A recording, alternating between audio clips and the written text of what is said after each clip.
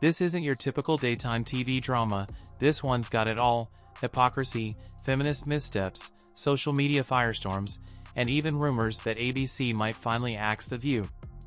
If you've heard of Karoline Leavitt, you know she's not one to back down from a fight. At just 27, she's already made a name for herself as a bold conservative voice from the Trump administration and a rising star in the Republican Party. But being young, outspoken, and right-leaning makes her a prime target for The View, the talk show that claims to empower women while regularly tearing down those who dare to think differently.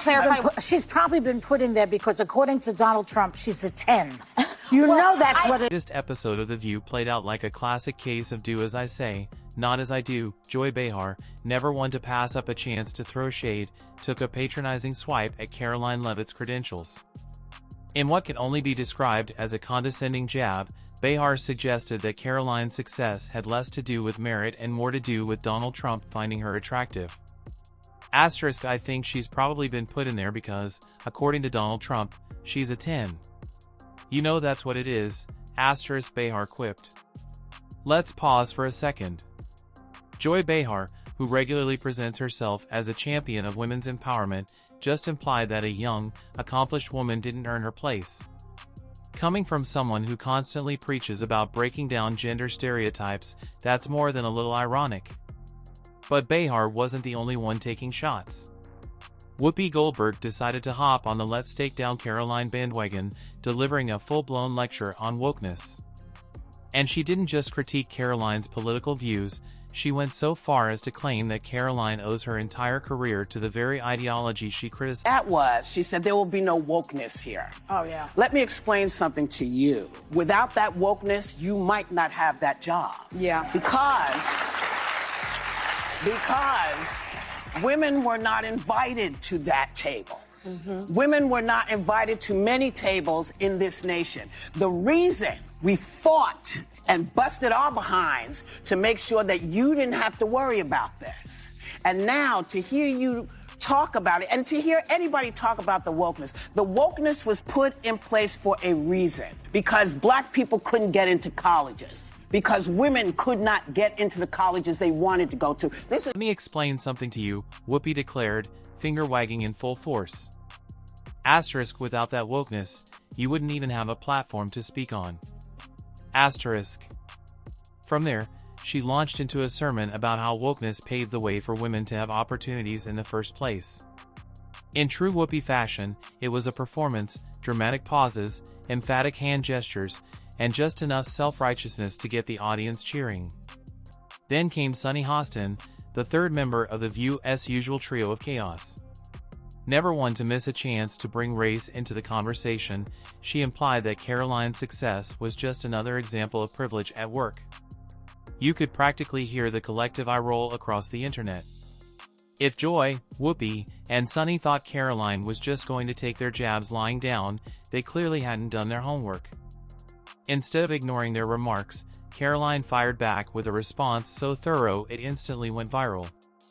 In a video posted to social media, she didn't just clap back, she delivered a masterclass in exposing hypocrisy. She started by calling out the double standard. The View doesn't want strong women, she said. Asterisk, they want women who follow their script. And I refuse to play their game. Asterisk. But she wasn't finished. Turning her attention to Joy, she didn't hold back. Asterisk, Joy accusing me of benefiting from my appearance is laughable. Feminism is supposed to be about empowering women, not tearing them down because you don't like their politics. Joy, maybe it's time you practice what you preach. Asterisk. Then came Whoopi's turn. Asterisk, I didn't get here because of wokeness.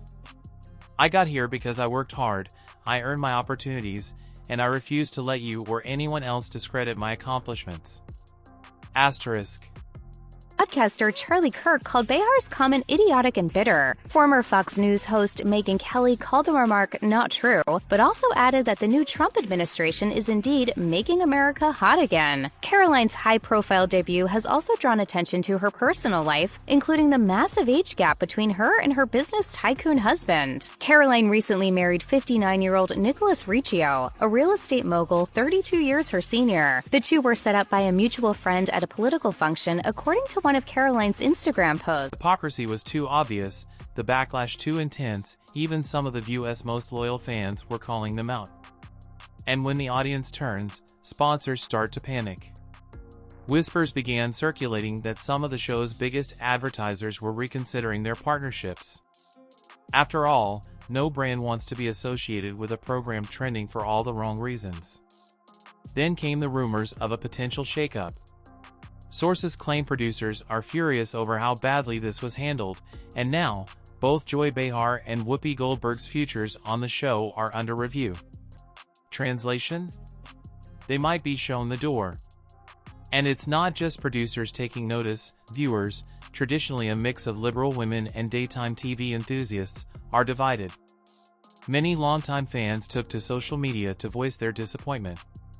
One tweet summed it up perfectly. The View preaches empowerment but tears down any woman who doesn't fit their agenda. Karoline just exposed them for what they really are.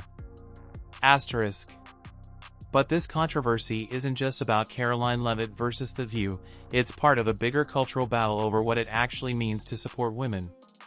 For years, The View has branded itself as a platform for progressive, empowered women. But incidents like this expose the cracks in that narrative.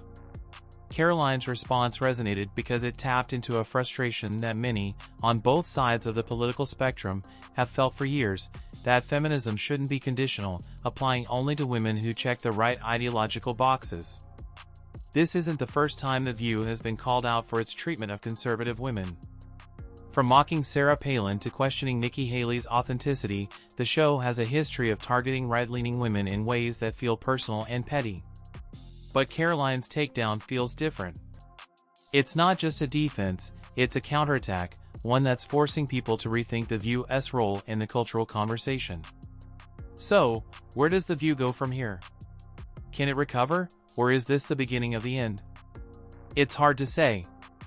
On one hand, the show has weathered scandals before, controversy is practically its brand. For years, it has thrived on the tension between its hosts. But this time, the backlash feels stronger, the hypocrisy more glaring, and the consequences more immediate. If ABC wants to salvage the show, they'll need to make changes, fast.